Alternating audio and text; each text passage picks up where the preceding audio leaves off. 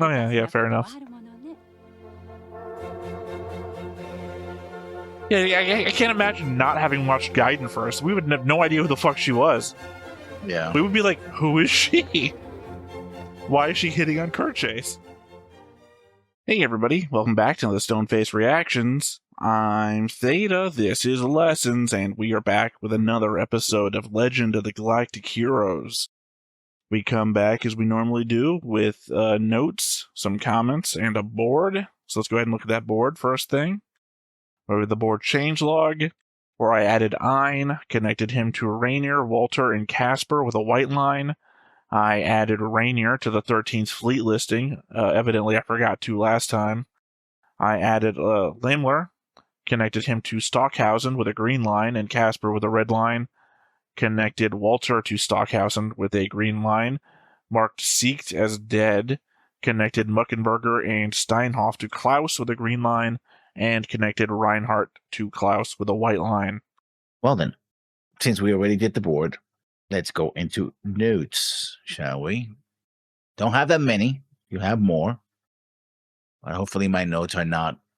we'll see. I'll rate them and we'll see what happens. Episode 7, Iserlon captured. Captured. Oh, my brain is today. It's just... This literally is an answer to the last note that I had on episode 6. Guess what? The plan worked nearly flawlessly. For context, the last note in episode 6 was, so far the plan seems to be working. That is, trying to capture Iserlon through subterfuge. That is the one thing this show does, that when characters speak out their plans, they seem to work unless someone raises a significant objection. And by someone, I mean someone of importance, right? A main character, not just some rando. And even then, if it's one of our heroes, the plan works nearly flawlessly, which is exactly what happened in this episode. If memory serves, I argued that point against when it's the main characters arguing against each other. They cancel each other out, so. Because obviously, without the caveat that you've thrown in about the main character saying it, that would never be true, because most of the time the naysayers are people in charge above our characters. Reinhardt's been facing that the entirety of Gaiden. I think I would put the blame on Stockhausen for the fall of Iserlon. Command of the fortress garrison was his, meaning that any attempt to repel the invaders inside the fortress was his duty. He was the one that allowed the Rosenritter into the command center rather than meeting them in some other secure location. The number of them that were able to infiltrate other locations to sabotage the fortress and prevent Imperial response, also on his head for not placing the ship under guard. The cover story of I'm dying and have valuable intel of a secure nature to pass on should maybe have only worked for that one guy. No reason the rest of the ship couldn't have been locked down until everyone had been verified, especially with another Alliance fleet outside. Seeked may have failed, but he was at least willing to die to accomplish his task. Stockhausen failed and surrendered. Limler was the only real commander on deck. He thought they'd all be going down fighting, plus he was the one to activate the lockdown.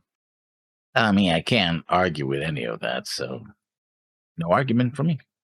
But I will say the following, follow-up. Here's the thing about that this episode illustrates, like it did in Gaiden. When it comes to actual military tactics, by the very rules the writers set up, the show doesn't sell us on how brilliant they are or supposed to be. The real strength of this show is in the interpersonal conflicts and political intrigues. I don't know. This one was better than most. I would say not on the inside of what was going on in Iserlon. The fleet stuff.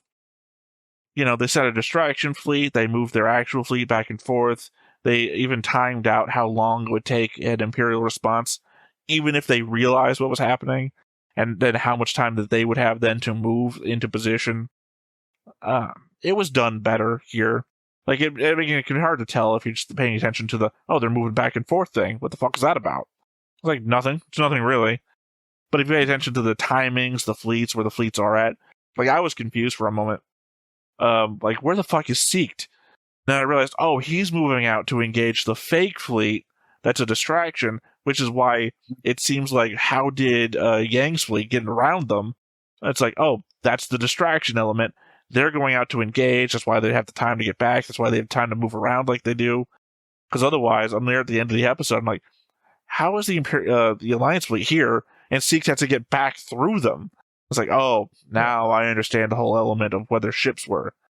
So maybe I'm giving a false positive here when I say that they did it well, and then I was confused. Once I understood, everything made sense, and I could appreciate that. Still, it shouldn't have worked, which I have a note about that. Well, that's why they call him Magician. I mentioned this in the reaction, but Dainu Thies did this better, in my opinion. They actually put the Rosenritter through some extreme security, disregarding everything before they let them into the command center. Even then, they had cephalparticles particles on them, which is what made the actual taking of the command center possible. No one would pull any guns because they'd all blow themselves up, making the threat very real for everyone, and not just one guy being afraid to die and ordering everyone to stand down. Everyone drops their guns and goes into a melee fight in Dainu Thies, because they're all willing to fight for this, but in it's Stockhausen, like, put your guns down, I don't want to die. No, there, they put their guns down because they'll all fucking blow up if one of them pulls a trigger. Well, I guess, as much as I defended the Alliance plans, it shouldn't have worked as well as it did. Because I tried during the episode, like, oh, but this happened, but this and that, and it's like, yeah, it happened because it was hero time, basically. Thought my brain went off to Gundam Wing. It's your time. I mean, I'm sure Hero could take Isilon. Probably he could probably shoot out shoot the Thor hammer is pretty powerful. No, I don't mean like from with the Gundam. I just mean like Terminator fucking Hero going through the place. Yeah. Well, no, what would happen is, a joke that I've made in Gundam Wing is we always join Hero after he's accomplished a task. He's like always typing away at a computer and like a couple of unconscious people beside him. We would join Hero having taken Isilon. The piles of bodies behind them. A couple of carrier fleets just floating out in space because that's where they went. Yeah. So it seems like most of my argument about the defense of Isilon gets defeated by one line. Don't worry, their garrison looks like it's only around 50 men. That is such an unbelievable statement that I guess it also explains how this happened. Still, it boggles the mind. I was trying to do some research to compare this fortress to the Death Star, and quick aside, by the way, Isilon is only half the size of the first Death Star. Isilon has a 60-kilometer diameter and is said to be capable of housing 20,000 starships and supporting millions of people. I have to assume that when he said their garrison, he means the unit tasked with guarding the central computer. Anything other, or any other meaning, would just be insanity. Hence my take that this shouldn't have worked, but it did. No matter how, no matter how much I try to, no matter how much I defended it, it shouldn't have anywhere near this level of success.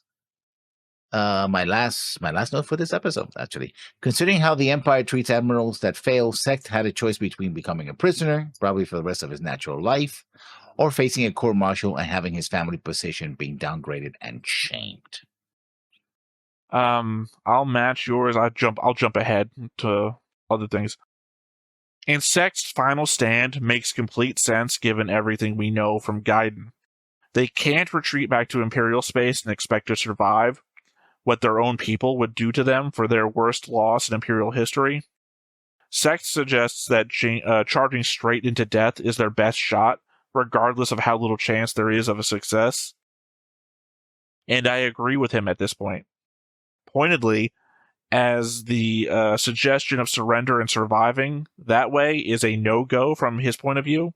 As we learned in Gaiden, it's not just Sect and his officers that will hang for this, it's their families as well.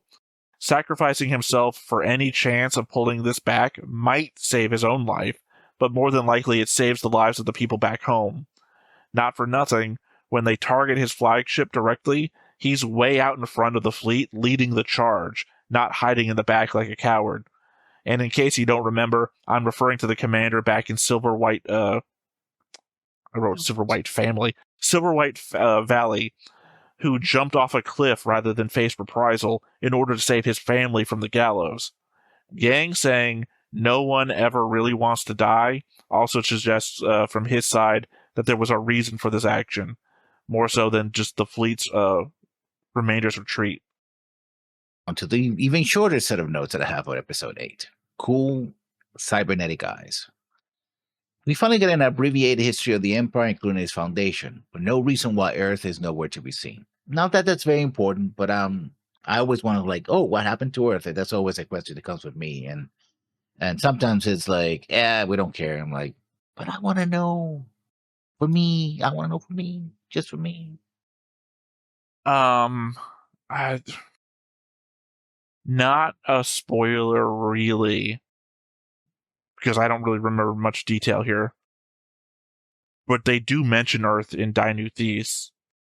Like I said, I don't remember any details or anything, so if your hope or worry is that they'll never mention anything about Earth, I don't think it's important. I think it's literally just not important. But they do mention it in neue thesis. Like, I don't remember, maybe 3 seasons into neue thesis or something. There's a mention. Clearly the capital world is somewhere else, so that's not the capital of humanity anymore. Well, yeah, probably they changed the capital when they turned it into the Empire. Yeah, and the Alliance has its own capital world because they're in the other part of the galaxy, so they're like, even if we wanted to go to Earth, there's the Empire, we're fighting them, we don't have to worry about anything else, Again, I don't know, because I also didn't finish neue thesis, as I mentioned before, so I don't know if it ever is a thing or not, but like I said, my memory of neue thesis is just that it does get mentioned at the very least. I guess there was an off-screen moment where while Walter was faking dying, and they kept insisting that every second mattered, they stopped to get a pod off of their own ship to transport him in. There is no other way to explain the bed containing a hidden cache of weapons that he was laying on top of. So Ein was a dumbass, is all I'm getting. Hurry, we have no time, he could die any second. Then waits for them to pull a pod off of the ship rather than just riding the automatic walkways to the nearest medical station, or just carrying him directly to the command center regardless. At no point does his ensign question any of this, or more importantly, pass any of these details on to the security heads above him. True, but I think, he's supposed to be security, so that's his own thing. He's the first security that they meet, so he's in charge of those security guys around him. And remember, after they disarm the guys at the command center, he pulls the thing off of the bed that he's been laying in, and there's all these melee weapons. So he's been laying on top of battle axes and shit. But rifles too, by the way. Well, the idea is that that's not their pod. They didn't fill that. Yeah. They're one of their pods with weapons. Oh, there's all pods can equipped with everything, So they pulled it off of their ship. We've got no time. There's absolutely no time. He's dying. He's got important information. Hold on a sec. We didn't come off the ship with a pod, so somebody has to go back onto the ship to get a pod. Then we had to get back and put him in the pod. So every time this guy says, there's no time, he's dying, we have to hurry as fast as possible, Ein has to be sitting in the back what are that 10 minutes we waited outside your ship for you to get your stuff? We got time. You're not dying. You haven't died in the 2 hours it took us to get from the bay to the command center. Yeah. It's half of Death Star. You had to cross half a Death Star to get here. Yeah. My second to last comment. So Oberstein becomes the evil counselor to Kirchhei's guardian angel. It is true that taking over the Empire would require far more than simply courage in battle or effective tactics, but the question is, will Oberstein encourage Reinhardt's worst impulses, like the time he nearly killed a child with a rock? To be fair, the way you're saying that is not fair. You're making it sound like adult Reinhardt almost killed a child with a rock. Reinhardt, a child, almost killed another child with a rock, which is very Stand By Me, or, any of those coming-of-age movies of that generation. Reinhardt didn't, throw a rock and almost kill a kid. Yeah, I'm just saying, without added detail, that is a sentence that makes Reinhardt look really bad. While Oberstein's breakdown of the situation was completely correct, Sect wasn't completely off with his evaluation either. Unfortunately, this was a moment where haste mattered and Sect was too hesitant and needed to ascertain all the details before moving forwards. Not normally a bad thing. It's just another show of old thought processes being overtaken by younger soldiers with different and new observations. And positronic brains. Nope, he just has cyber eyes. He's not Data, or even, I guess he's Geordi. I would say he's not even Geordi, but I guess technically he is literally, well, Geordi beats him. Geordi's visor fucks up about as much as Oberstein's eyes do, but Geordi's visor sees like every fucking thing. Oberstein's is just fucking eyes, as far as we know. Probably recording devices too.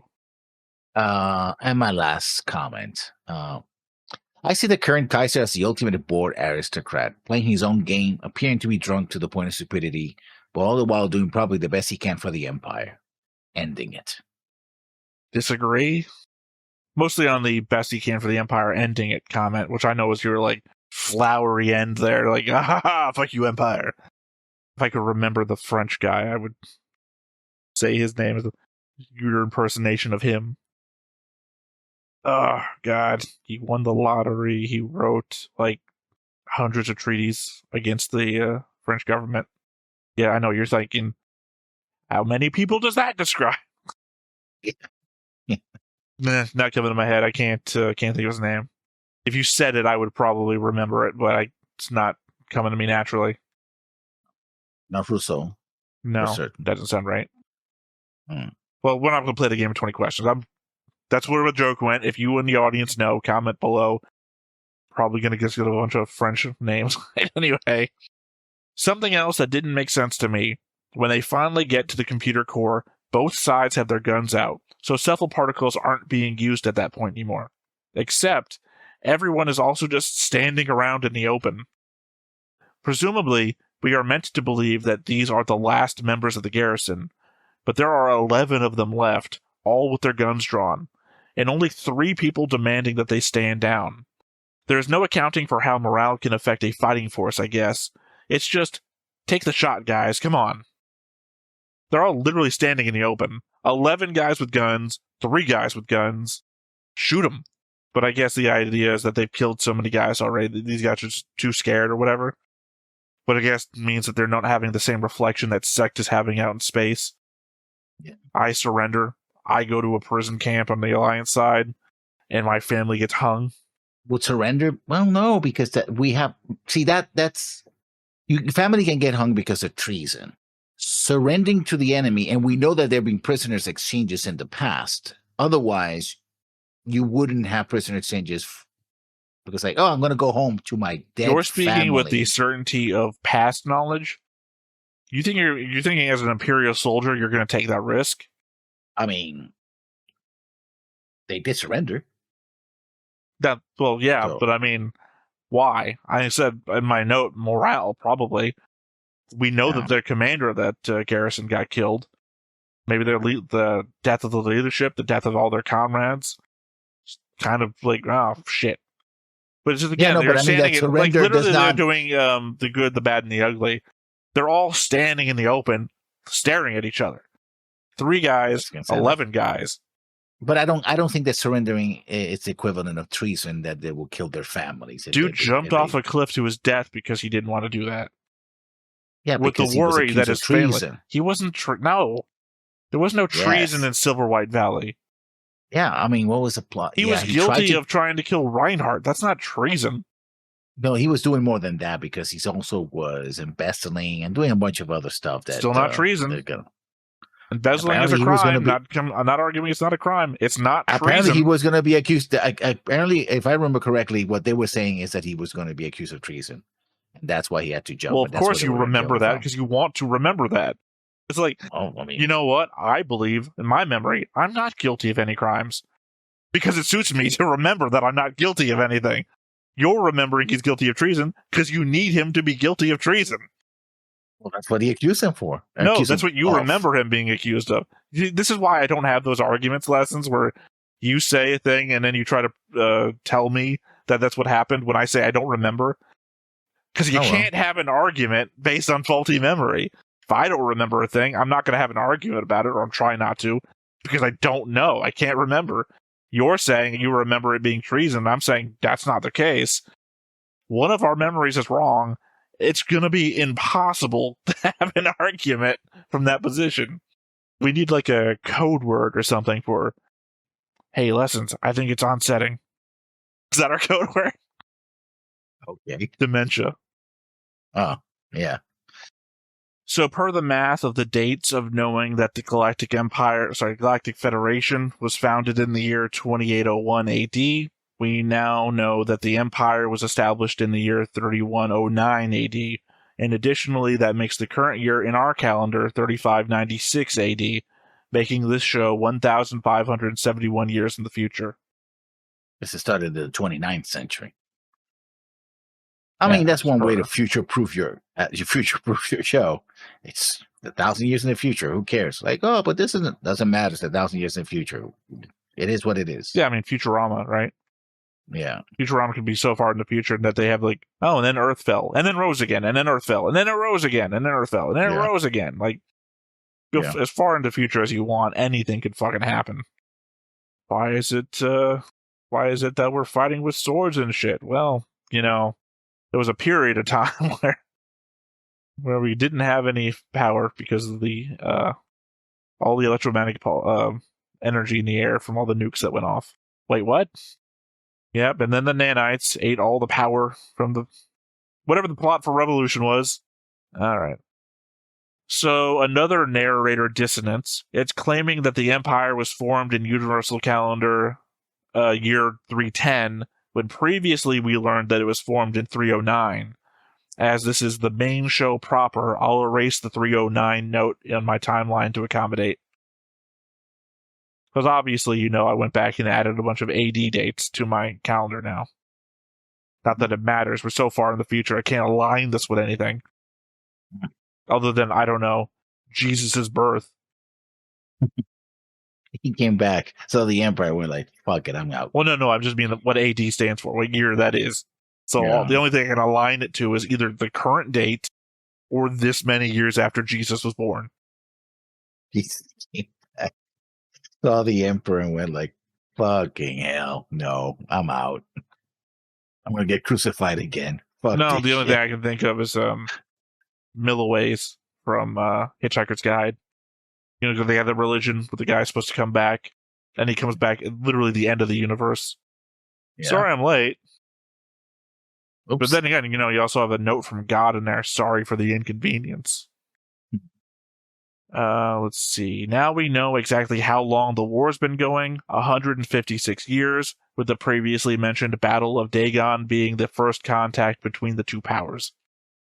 I know it says in the last episode what year that was, but previously we had learned that was also the year that the Battle of Dagon took place. So that must mean if those two things happened, I mean, conceivably, it's a year. The Battle of Dagon could have happened independently in the same year, but it seems to me that trying to be concise, you probably named your first contact the Battle of Dagon. It's also very interesting that the Empire wasn't expanding in that direction and like, oh, hey, there's more space over there. Let's try and find what's over there. Like, oh shit, who are these people? Oh, they're the rebels. Oh, fuck. It's probably not that surprising. I mean, Star Wars does the same thing. It's not even the unknown regions, because, there's a weird thing about the unknown regions, but there's the Outer Rim, which is just like cellular space. Like, you have the Empire, you have the inner sphere and everything. Not inner sphere. You have the inner area, and then you just have this Wild West territory. Not like the unknown regions, which is just basically unexplored, but just like a sort of known area with just lawless West vibes to it. That we know that the Empire takes up. Like, I'm moving back to Legend of Galactic Heroes now. When I say Empire, I'm not referring to Star Wars anymore. We know the Empire takes up like half the galaxy, and then there's this like barrier to entry to the other side. So it could just be like not any point to it. Like, it's more costly to try and squeeze everything we've got through this tiny little corridor than just stay over here. Because I guess we haven't found anything over there that was worthwhile. So, there was an exploitable resource that was easy to get to. Somebody would have gone over there. Yeah. Hell, it might be where Pheasant originally was. They had their own little corridor area, and they're like, we're going to send exploration fleets, and we're going to harvest materials, and then the Alliance shows up, and the Alliance is like, we're fucking living here. They're like, well, we're not here to fight.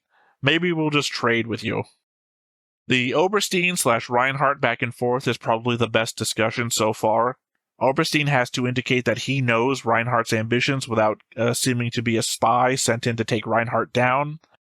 Reinhardt can't give away his own thoughts on the matter and has to shield himself even against possible allies. They are both walking on eggshells in their own way. Further, Oberstein is coming from the precarious position of someone going to a court-martial, someone who could easily be seen to be trying to make a deal to record Reinhardt admitting to something to earn his freedom again. From Reinhardt's side, his accusation to Oberstein is also valid. His job was as an advisor, and on all counts he failed. Why would Reinhardt want those services? I will say the one detractor is Oberstein's pressure that Kirchhoff can't shoot an unarmed man. We've seen Kirchhoff kill a number of people to protect Reinhardt already via Gaiden. This is not a concern that I would have in this scene.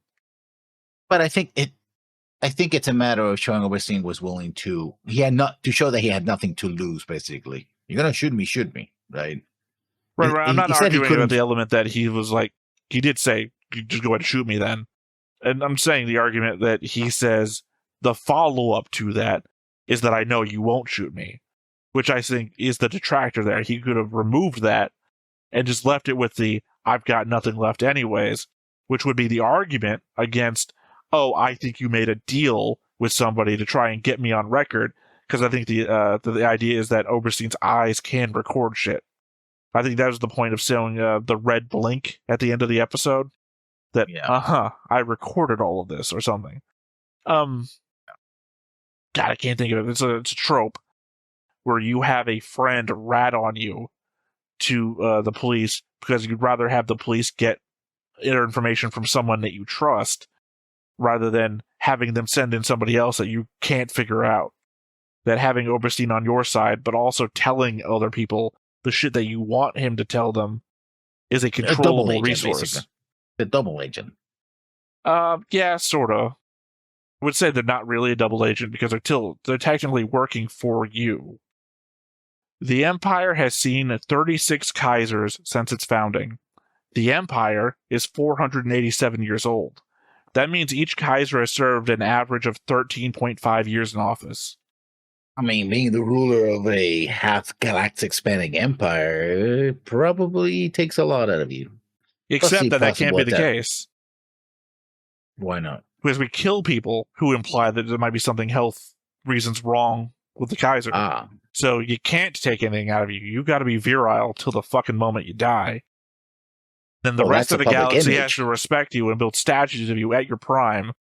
That's the propaganda. The reality might be very different. Right, but I'm saying you can't put out there the reality. And for stupid people in the backwater, who don't get TVs and are still riding around on fucking horses doing medieval times as reality and not irony, you're probably going to believe the statues. People in the backwards actually live like, we never seen anybody without computers or cars. Or everybody. Like that. I mean, fucking everybody that isn't like in the capital.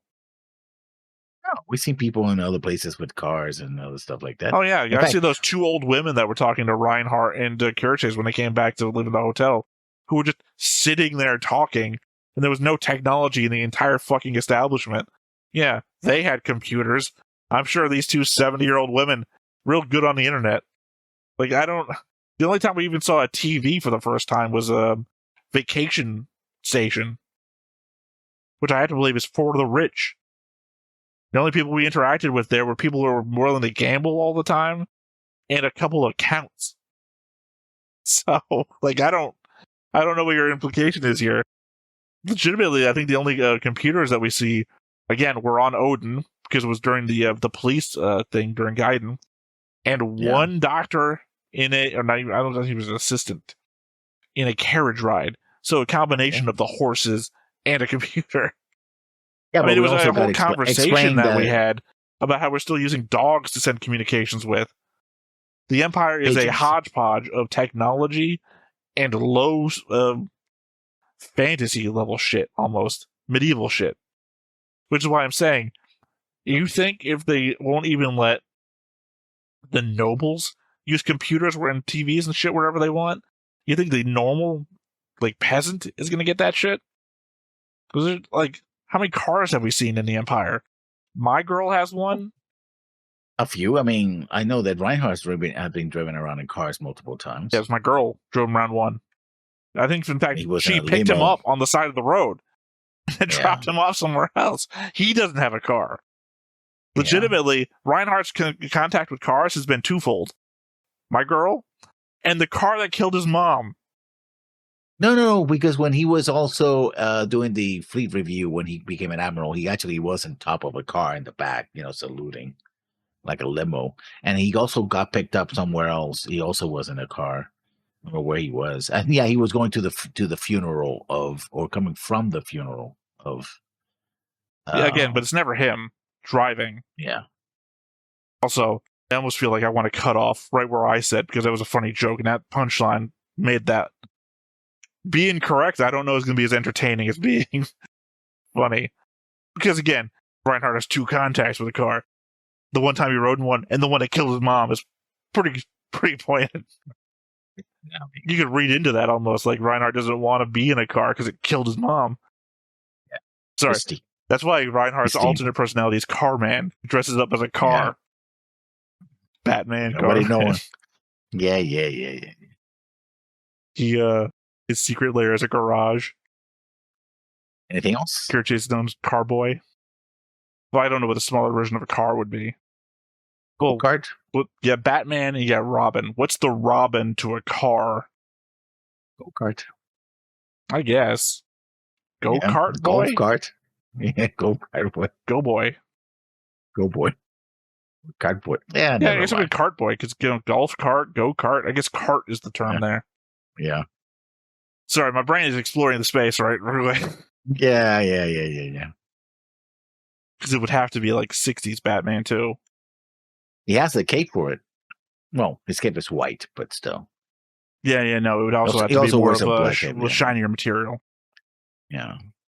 I mean, it'd be really effective. Again, all your enemies are in horse and carriage. Hitting them with a car would be pretty effective. Yeah. Looks like another assassination. Vehicular manslaughter. Yeah. Oh, man. How'd the Kaiser die? I don't know.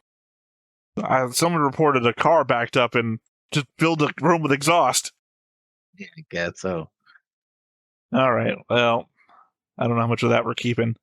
Anything else before we get into it? No. If there's nothing more. Well, there is, in fact. There is. I was hoping you were going to remind me of the comment, but you didn't. Yeah. I was going to say, if there's really nothing more, wink, wink. No, say no more. Then, yeah. Well, if I said no more, then I wouldn't read the comment. All right. We have Humpier Rogue from the Patreon, the episode Empire's Afterglow. I assume the Kaiser explicitly does not want some noblewoman who is actually part of the court. He wants an innocent girl from outside the court who is pretty and of good birth, but whose family won't be influencing things. I do agree for sure that some of the antics Reinhardt gets up to are a bit absurd, but it's not too disbelievable to me that Reinhardt could escape the palace and they wouldn't bother going on a manhunt. The rock thing is more egregious to me, honestly. Well, yeah, but the fact was that they didn't even go to the palace. They went to some rich person's estate. Again, you say that, but apparently a Humpier Rogue thinks it's a palace as well. I mean, it made a palace, but not the palace. I mean, it's not really much of a difference.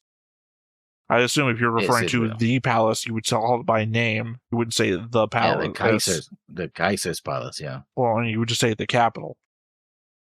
Oh, they are in the capital. I mean, at that point, the palace is just an aspect of the capital. In which case, it's an element of I own everything the sun touches, right? At which point, you really even need a distinction for anything that the Kaiser owns. Kaiser owns you. More of a... Yeah, well. Hell, if you're in the Alliance, the Kaiser still believes he owns you. That was the argument they had, right? Yeah, it can be a foreign power when it's...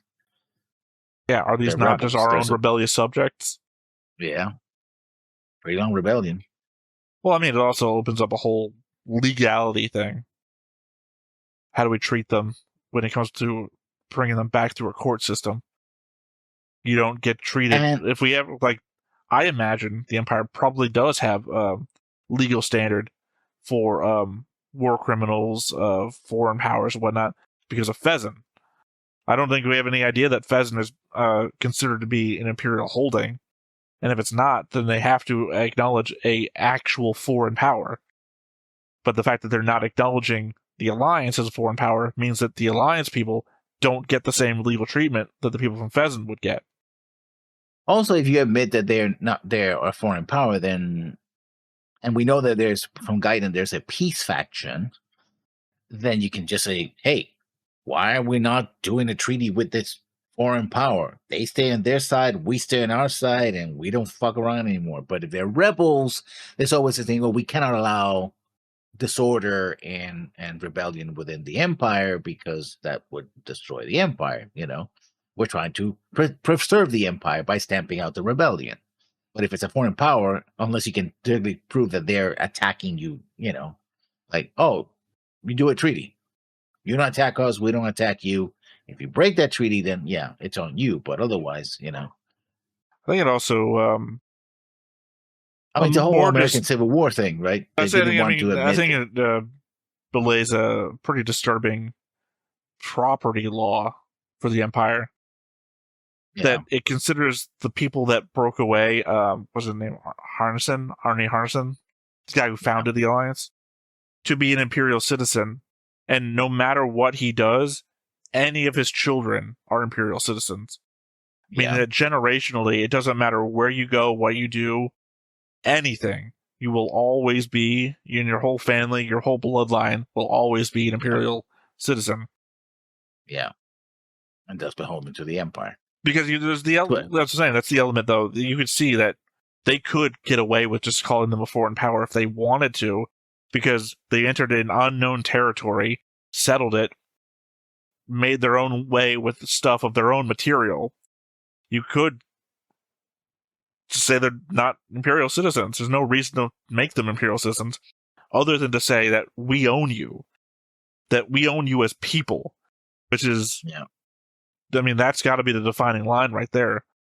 That you're not the Alliance because we didn't give you the authority to be the Alliance because we owned your founders. And thus, by owning the founders, this is an escaped slave situation. Yes, very much so. All right. And lastly, a humpier rogue from the Patreon from the episode The Castrop Rebellion. I absolutely love the lighting of the scene where Kirchase and Anna Rose are speaking in her palace. They use that golden lighting a bit, and it's always absolutely stunning, in my opinion. 1.4 aesthetics. Always is good to have them. No, I thought you were going to make a comparison. 1 point for aesthetics, -2 points for... I thought you were going to say something like that. But I didn't know where you were going. 1 point for Gryffindor. Yeah. 2 points for aesthetics. All right, well, with that all said, nothing left to do but to hop on in and see what we get. But before we get started, make sure that you hit the like button, hit that subscribe button, comment down below to feed that algorithm. On top of all that, if you want to watch more shows like this, unfiltered, uncensored, and uncut, as well as some early access stuff, you can check it out over on the Patreon. It's just $5 a month, but hey, no pressure. There's zero pressure in order to do that. It's just a little bit of extra support, and it would be greatly appreciated.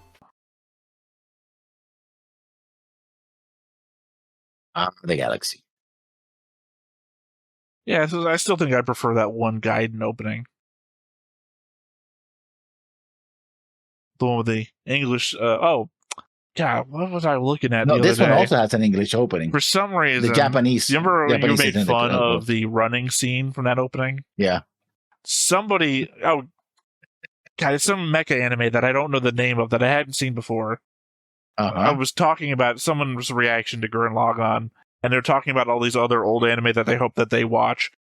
And I referenced something, and they put up a GIF, and it's literally a mecha running with their arms doing that too. And I was like, oh, that reminds me exactly of you laughing at... even though, again, they're not that horrible. They're just running. Yeah. As I mean, they though- do change actually when they get closer. They he tucks his arms in and starts running like this, but he starts like this, like Again, your perspective, you're making it seem like they're windmilling their way down the road. Well, I wonder why that didn't take off like the Naruto run did. Yeah. Imagine a whole generation of people in Japan just running, windmilling, and this is cool. This is what cool people Yeah. run. Well, the Naruto run supposedly was a way that the even the samurai in the late shogunate era actually would try to run. Oh yeah, try to legitimize that. I can't wait for the comment section to hear this. 第36代皇帝フリードリヒ4世はこの年63歳即位して34年目を迎えた Which is almost twice the time that anybody else has gotten. 凡庸な灰色の皇帝と評されるゆえんである即位する前のフリードリヒは宝刀の限りを尽くしいわば感動寸前の身であったフリードリヒには2人の兄弟がおりその2人が皇帝の座を争っていた Killed each other. 長 Sole 兄 survivor. リハルトと弟のクレメンツである帝国歴452年当時皇太子であったリヒャルトが父オトフリート5世の Oh, 死に okay. As you do. All of that, yeah. しかし、オト後フリートにそれが弟クレメンツによって着せられた冤罪であることが発覚。クレメンツは So he 中 also. 学生同盟への亡命を図るが、途中 Why would you plan to defect as the emperor? 隠して玉座についたフリードリヒ4世であるが、 Well, if you think you were going to get, 国務省書である No, it sounded like he was saying that he was already planning to defect when he was conspiring against his brother. ブラウンシュバイク港より願い越しましたる今宵の漁港お運びになりますか。Looks like I'm gonna have to make that family tree for this show too. 漁港終わってから間もございません。ブラウンシュバイク港といえど進化の屋敷にたびたび玉体をお運びあるはいかがかと。 Braunschweig was the guy who married his daughter, wasn't it? じゃがブラウンシュバイクもリッテンハイムも世の無 Never mind, answer the question. I remembered it before you could even ask. Answer me. 許せ。 But remember, he has two daughters. You couldn't remember that fact Yeah. either. That's why you never asked this. But if you look at the board, I have this like open block.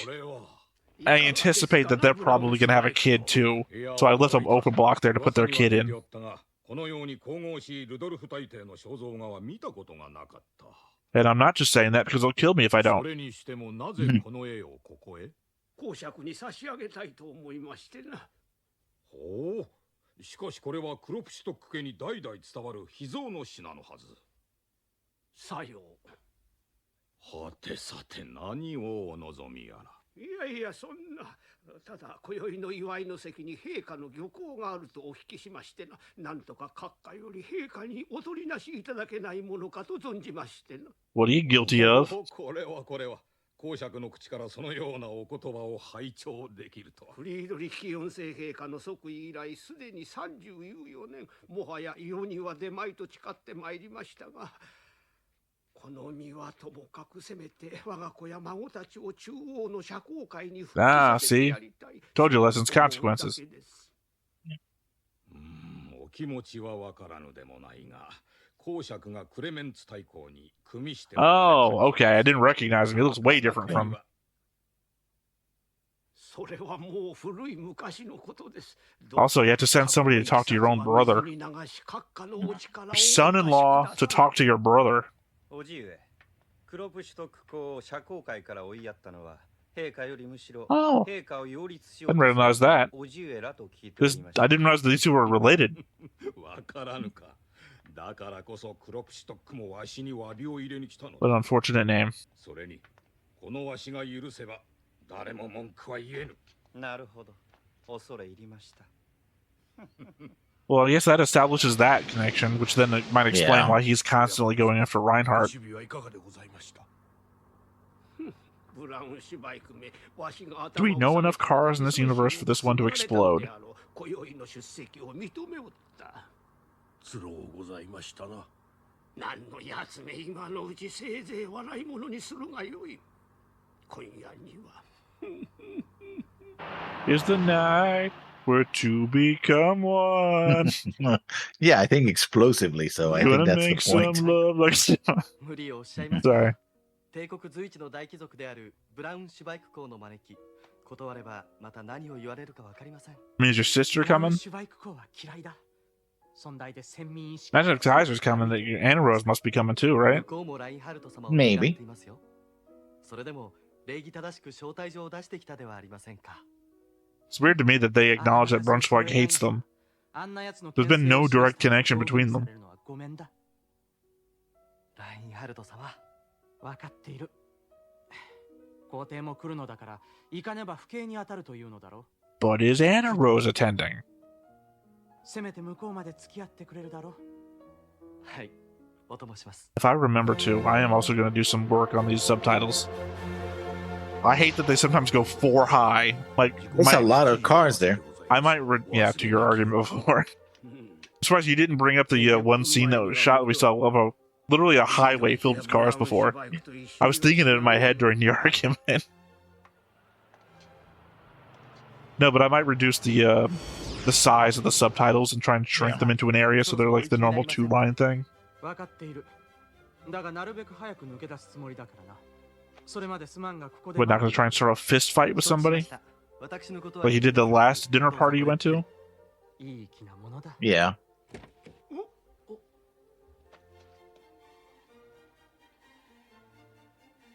Oh, I was hoping he hit him with the car door by accident.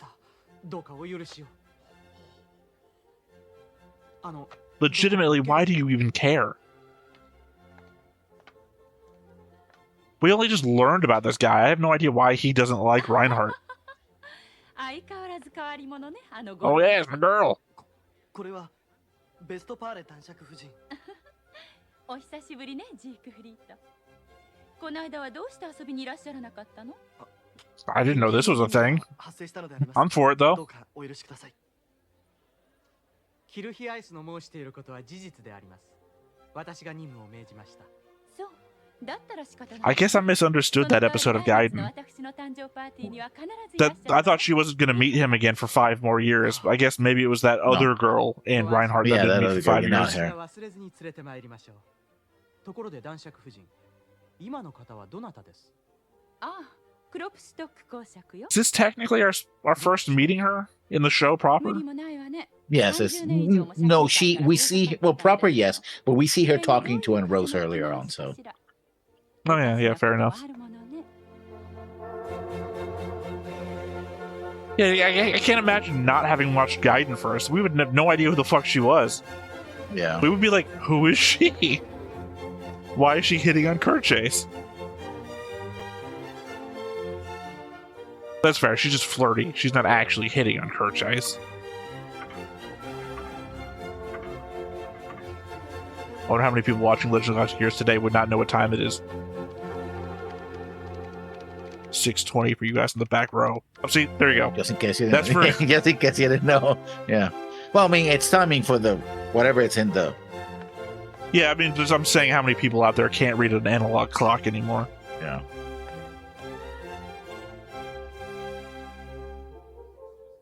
Under the Empire, the very It's thing weird that how much he looks like Muckenberger, though. 華麗なる天才児殿。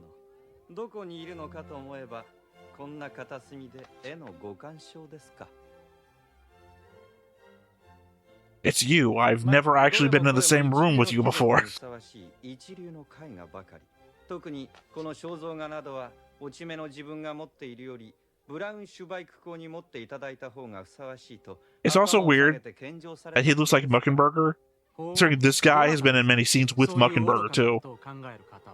ほれ、あそこに座っているクロプシュトック公爵だ。クロプシュトック公？なるほど。誠意のある者のところには名画も集まるということですか。そういうことだな。しかし、クロプシュトック公爵もかつては大変な牽制家。ということは、ブラウンシュバイク家もまた、いつこの名画を手放さねばならぬ時が来るかもしれないということでしょう。なんだと？絵画などというものを見せびらかそうとして集める限り、そういう喜劇を。 I mean, it seemed like he was giving it to him, not lending it to him. つけ上がるなよ、小僧。別につけ上がってはおりません。ただたびたびしつけの悪い犬に吠えかけられるので、時には蹴飛ばしてやるのが犬のためでもあろうという気がいたしました。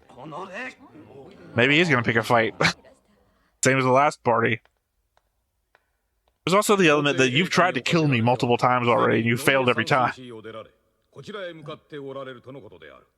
各位にはお出迎えの準備をされてお待ちいただきたい。No, guys, I said wait. Don't leave. Wait. 貴様とは必ず決着をつけてやる。どうぞご自由に。ただし男爵ご自身のお力で。まあいい。せいぜい姉の身に気をつけるんだな。You son of a bitch. I mean, to be fair, you can't touch my sister. Kaiser would have your fucking head. You know.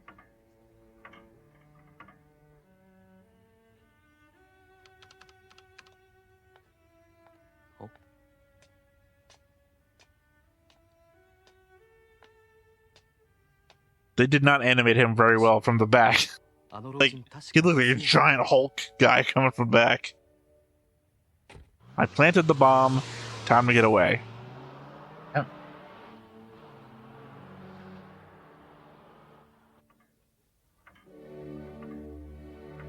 Oh, it's in the cane.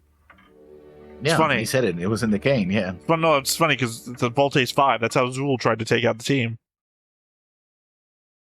They sent Zool in to infiltrate, and they coated him with bombs.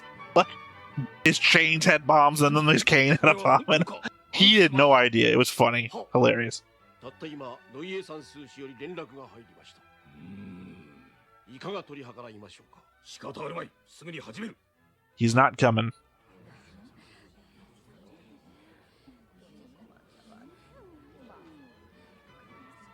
男爵夫人。あら、所在なさそうね。そうでもありません。見物しているとなかなか面白いものですよ。それよりどうかされたのですか。先ほどから城内の様子がおかしいようですが。ちょっとしたアクシデントが起こったのよ。アクシデント？皇帝陛下がね、ここへ向かわれる途中、突然腹痛を That's a weird rumor to spread. 返されてしまったんですって。ほう、突然。つまりまたアルコールが過ぎたということですか。ブラウンシュバイフ公もおかわいそうに。これでは面目丸つぶれね。ご病気とあらば致し方ない。 I would not be terribly put off if they just ran away together and the show just followed that for the rest for 100 more episodes. She's the best character. I've said it 100 times. 30年以上も社交界から遠ざかっていたのに、おかしなこともあるものね。確かにおかしい。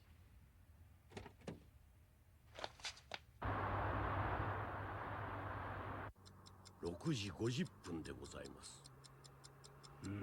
あと10分か。But didn't stick around long enough to see that the Kaiser actually showed up. 残念ながら皇帝陛下はこちらへおいでの途中、急に腹痛を催され、ノイエ算数士に引き返された。いや、大事ない。あくまで念のためである。しかし今回は出席を見合わせるとのことである。誠に残念ではあるが、各位にはせめて料理と Did somebody have tipped him? どなたであろうと招待状のない方をお通しするわけには参りません。ではローエングラム閣下を呼び出してくれないか。今無理です。どうしたか。は、こちらの方。Well, how convenient is that? 失礼。私はブラウンシュバイク校の家臣でアンスバッハ准将と申す。機関を。ローエングラム元帥直属のジークフリート・キルヒアイス中将です。これは失礼いたしました。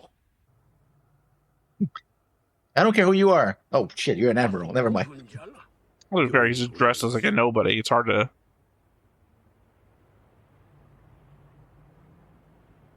ルドルフ大帝陛下、帝室に弓を引くことをお許しくだされ。偉大なる陛下のお血筋を汚す宝刀者のフリードリヒと、それをたぶらか I mean, at this して point, 国政を壟断するブラウンシュバイクらを撃つわ。 yeah, at this point, you're just maybe taking out the Kaiser's son-in-law. Hope the wife doesn't show up, in which case you might take out the Kaiser's daughter. 陛下がお見えにならないとなると、長いは無用というわけのようですね。これを見れば公爵のご機嫌を伺う必要の度合いがわかるわね。それでは私も退散するとしましょうか。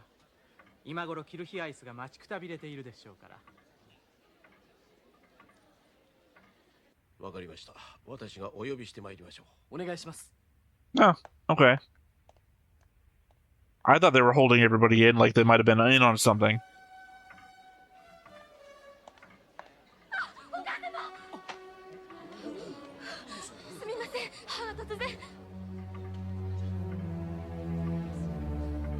Because, you know, not for nothing, if Braunschweig could take out the Kaiser, he'd be kind of next, wouldn't he? Well, he wouldn't be, though. We know he wouldn't be. For some reason, they're jumping down a hole.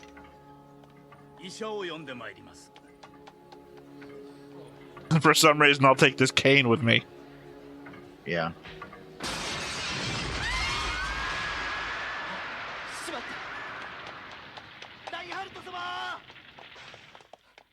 I have no idea why that guy ran off with the cane. Moved it out of the way for the old lady, put it on the wall next to him. That was a very powerful explosive. Yeah. Well, it is 1,000-something years in the future. Maybe it was filled with cephalparticles particles or something.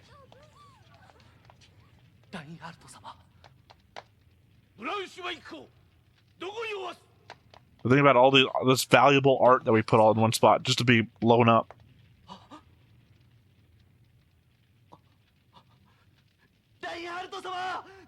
He also donated his own picture to a place that he was going to blow up. His own picture, I mean, he owned it. Now there was a picture of him. Yeah. Oh, you better not. She better not be dead.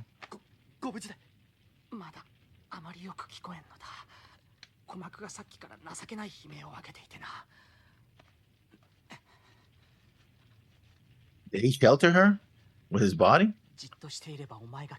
I mean, he could be sitting there in regret. I know, she could be dead. It would be my luck. Every character I like fucking dies almost immediately.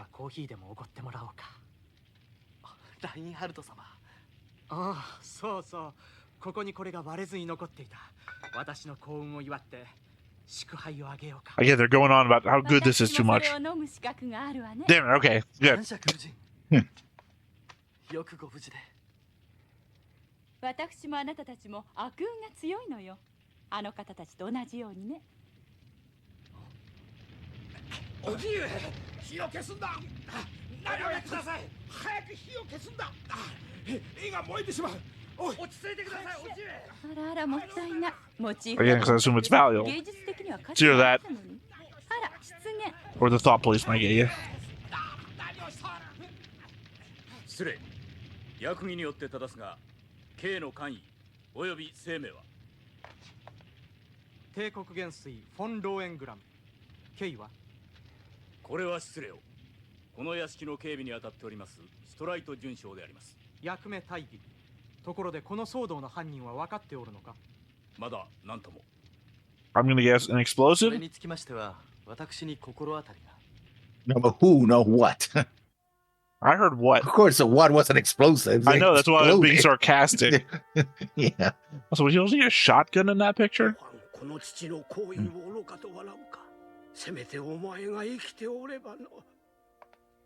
on, pan up a little bit more. I think there's a shotgun. It failed.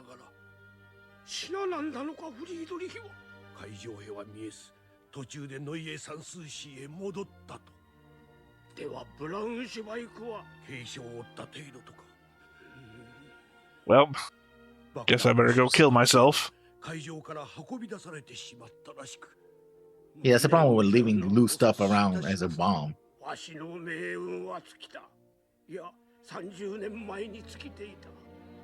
あれ以来、社交界を。Yep, shotgun. Yeah, it is a shotgun, yeah. 縁組を断られ、今や家督を継ぐ者もおらん。フリードリヒやブラウンシュバイクらに一矢報いてやるつもりであったが、親方様、もう下がってよいぞ。今までこんな我が家によく仕えてくれた。Please make sure you're not the next person to walk into this room. It will not look pretty. Yeah.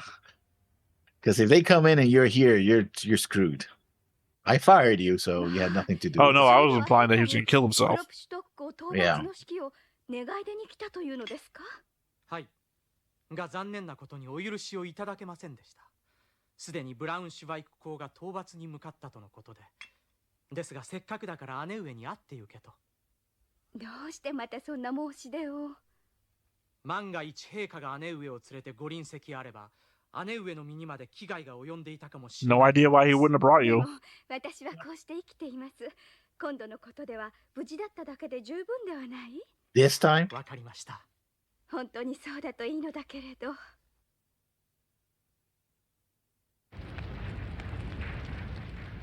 Oh, the whole house went up in flames, of course. Well, again, he killed himself, like I said. Either that or he's faking it. 正面玄関前にルドルフ大帝の銅像があります。当てても構わなければ撃ちますが。何？バカを申すな。 Yeah, even the guy Yeah, who tried you to blow can't you up deface had the respect emperor. for the Kaiser's Yeah, statue. You can't, yeah. Nope, not faking it. No, he probably went. Oh, he shot himself and then set this thing on fire. I mean, it looks like it, but I don't see any blood. 悪なき政治闘争の歴史である。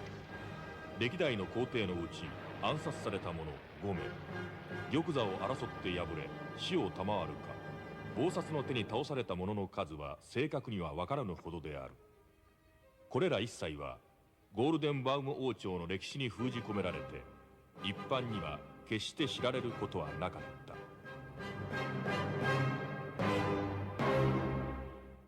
Sorry, listening to music. I think this is going to be more. Well, I think this is going to be more important because of the new duel that we're going to have, or attempts to assassinate Reinhard because of the insult that he leveled against the nephew of the prince. Yeah. Yeah. Well, He's remember, not there's, gonna fight. I mean, there's he's not gonna- technically two princes. Although I don't know if they're Yeah. considered princes. Well, he is. He is. Never mind. Yeah. Well, it's the element that what we talked about in Gaiden before is that apparently it'll pass on to the daughters before it goes to him, which doesn't make sense, but Well, because he's a prince by marriage, I think. Remember? yeah, He's but not- then why not he's- his daughter? Not Broomstock's, the Kaiser's. Why wouldn't don't know. Why wouldn't it pass on to his daughter? Why does it pass on to his granddaughter? Yeah, that is the point. I think that's the point of contention. I mean, we talked about it before, but I don't remember what our consensus was, or maybe that our consensus was we had no consensus. But either way, it was talked about. Yeah, and like I said, I didn't recognize that guy was related. So now, technically, Reinhardt's been gone after by a member of the family. Yeah. I mean, he was Although- already plotting against Reinhardt, but I guess he would be on Broomstock's side of the family and not the Kaiser's daughter, because otherwise then he'd be in the bloodline. And he was already plotting against him. Remember, he was the guy whose idea was to send Reinhardt into suicide mission. I hope you recognize that when I make this faces, sometimes I'm being exasperated with you. Okay. I have mentioned that 7 times now throughout the episode when I kept saying he's the guy who was after Reinhardt the entire time. Yeah, I know. Yeah. Then but I why are didn't- you didn't say Why are you specifically for- reminding me if I just told you that 7 times? Hell, I said it when we first saw him and them together, and he said uncle and nephew. I was like, oh, I didn't realize this is the guy who's been after him. I even mentioned, oh, it's funny that picture of the former Kaiser looks like Muckenberger. This guy's with Muckenberger all the time in reference to those scenes where he's plotting against Reinhardt. And then here at the end, I even mentioned again, it's funny, I don't know, because he's related and all that, and it's funny he's against Reinhardt. And then you wanted to remind me as though I didn't remember. I know audience, I just can in case. forget between episodes and things like that. That would be a thing if you introduced it at the very start. But to remind me at the end, after 7 references. I will have to put it in my notes just to make sure. Yeah, I'm sure you will. I mean, that would be more acceptable, because again, well, that wouldn't even be a week. At the end of the week, we get another round of these. And not for nothing, your notes are for all time, right? Not just specifically to mock me. No. So Yes, it'll be a just as reminder bonus. for you for the future that this is that relation to that guy. Because Yes. you're never going to look at the board. I'll look at the board. I'm going to take in my notes. No, I'm saying specifically that's what the board is for, the relationships between characters. And not for nothing, I did specifically say at the very beginning when he said uncle, oh, I might have to make a family relationship board here. I think I mentioned you that did. I think I brought that up originally in the Maoduzushi recording we did earlier. How some more complicated shows with expansive family lines. I do that This is for. one of them.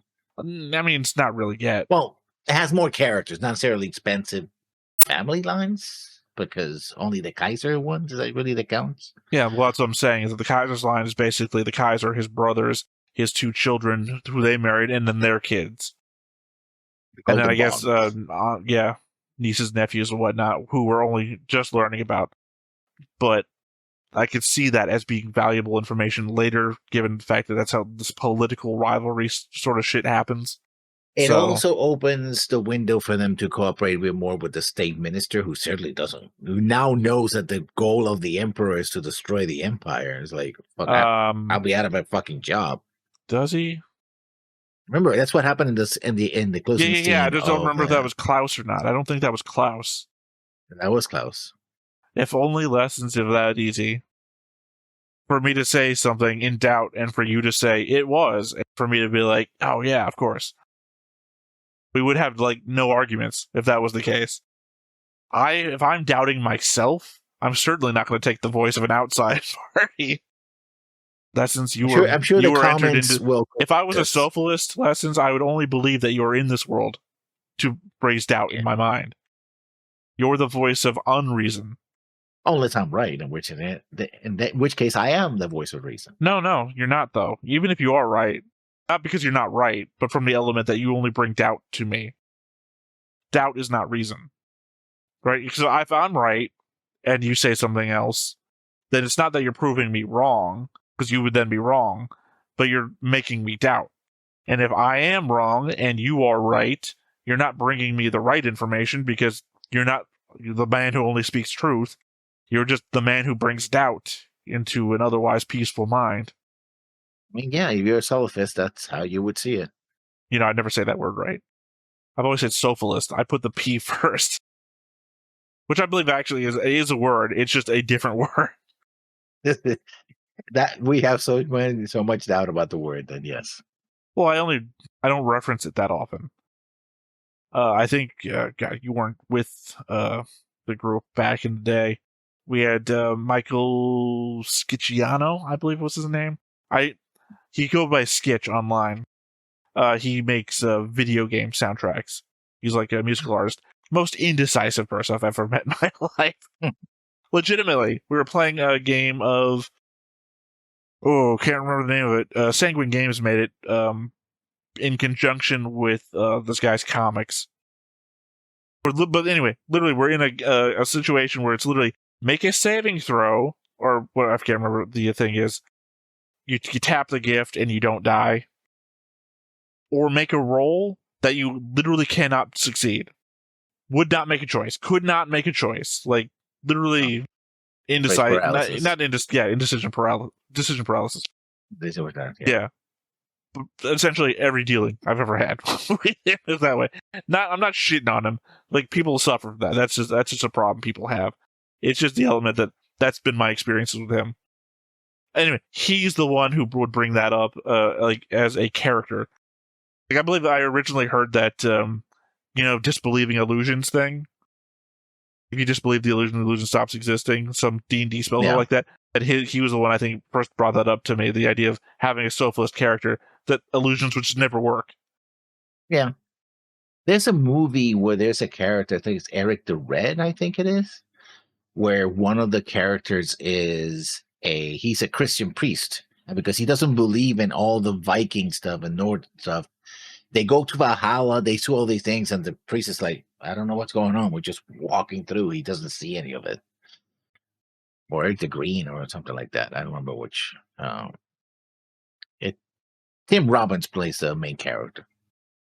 So yeah, you're saying the right one. I'm saying the wrong one. Soulfulist versus sophist. I'm conflating the word sophist with soulfulist. Eric the Viking, yeah. Who you've brought up before. A movie by Terry Jones, not Tarek. Terry Jones from famously the Monty Python stuff. Now famously suffering from dementia, so I literally know nothing about him.